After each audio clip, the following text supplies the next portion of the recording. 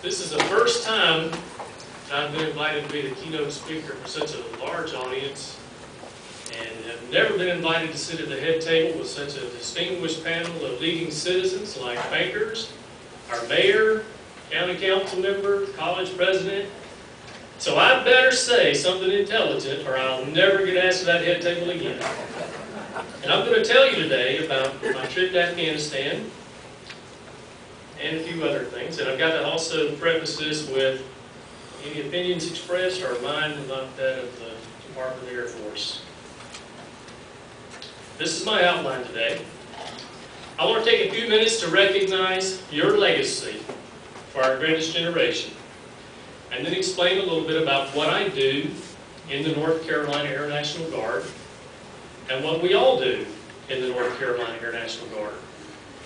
And as Dr. Taylor said, I have recently come back from Afghanistan, so I'm going to speak about my deployment to Afghanistan.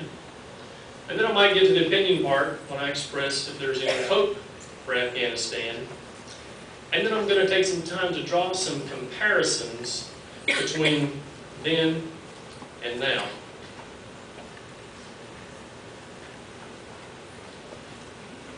This is your legacy. You are our greatest generation. Tom Brokaw coined that phrase in the title of his book, and it was a book that I just could not put down when I began reading that.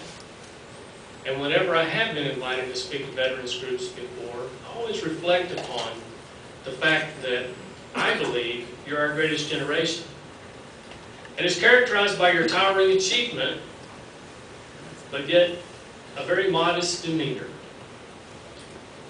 You're proudly patriotic, and you've left an enduring mark on all the generations that have followed in very many areas, such as science and technology, medicine, government, art, industry, defense, commerce, energy, transportation, and more. This gentleman is one of you. This is a friend of mine from home, from my church, Leonard Farrington.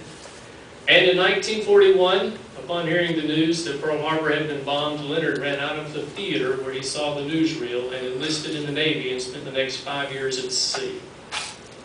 And this picture was taken of Leonard recently on the day after Osama bin Laden met God face to face.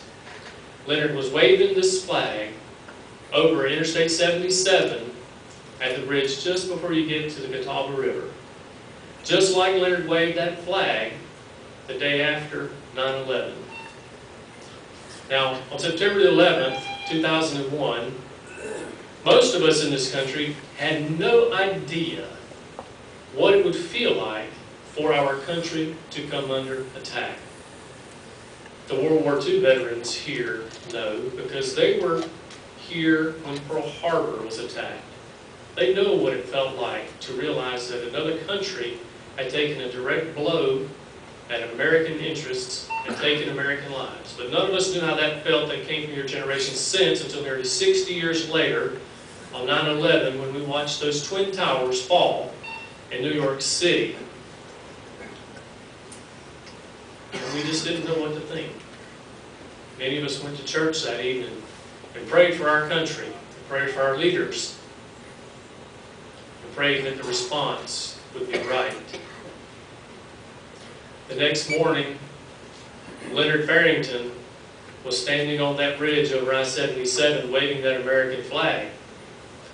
And he did it on the anniversary of 9/11 for the next 2 years after that. And he did it again recently. Leonard can't drive anymore. His wife had to drive him over there, but he stood there waving that same flag he waved over that interstate to remind us how we should feel. Leonard reminded us that we needed to feel angered and defiant in the face of attack, but proud to be free. And that is your legacy to us. Now, Tom Brokaw had some things to say about your generation. And this is from the first chapter of his book. He says, in America, young men were enlisting in the military by the hundreds of thousands.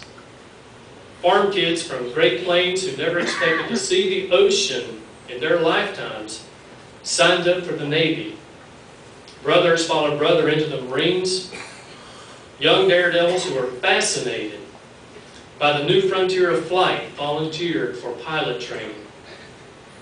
Single young women poured into Washington to fill the exploding needs for clerical help as the political capital mobilized for war.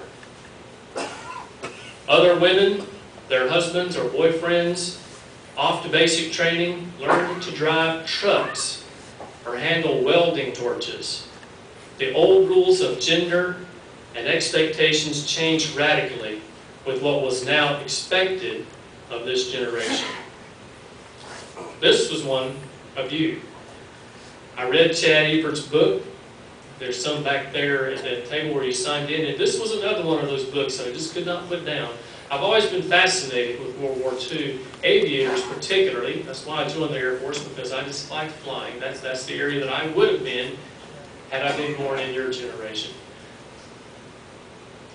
All the services, all of you, showed remarkable bravery. But as I peered through the pages of this book, it just reminded me just how brave all of you were, and how brave of a man it must have taken to climb inside an aluminum tube and fly that into a black cloud of black, knowing that at any second could be your last. And to stay in that formation and deliver that ordinance. That was impressive to me, just to read about that experience. And I certainly concur with Dr. Taylor. Your story needs to be told. So if you haven't, please get that recorded with the Veterans Project here at Stanley County Community College. Tom Brokaw continued with, the scope of our national involvement was reflected in the numbers in 1944. 12 million Americans were in uniform. War production represented 44% of the gross national product. There were almost 19 million more workers than there had been 5 years earlier, and 35% of them were women. The nation was immersed in the war effort at every level. And he concludes this chapter by saying it may be historically premature to judge the greatness of a whole generation, but indisputably there are common traits that cannot be denied. It's a generation that by and large made no demands of homage from those who followed and prospered economically, politically, and culturally because of its sacrifices. It's a generation of towering achievement and modest demeanor, a legacy of their former years when they were participants in and witnesses to sacrifices of the highest order. They know how many of the best of their generation didn't make it to their early 20s. How many brilliant scientists, teachers, spiritual and business leaders, politicians and artists were lost in the ravages of the greatest war the world has seen. I'm going to shift gears now to explain to you what it is I do in the North Carolina Air National Guard.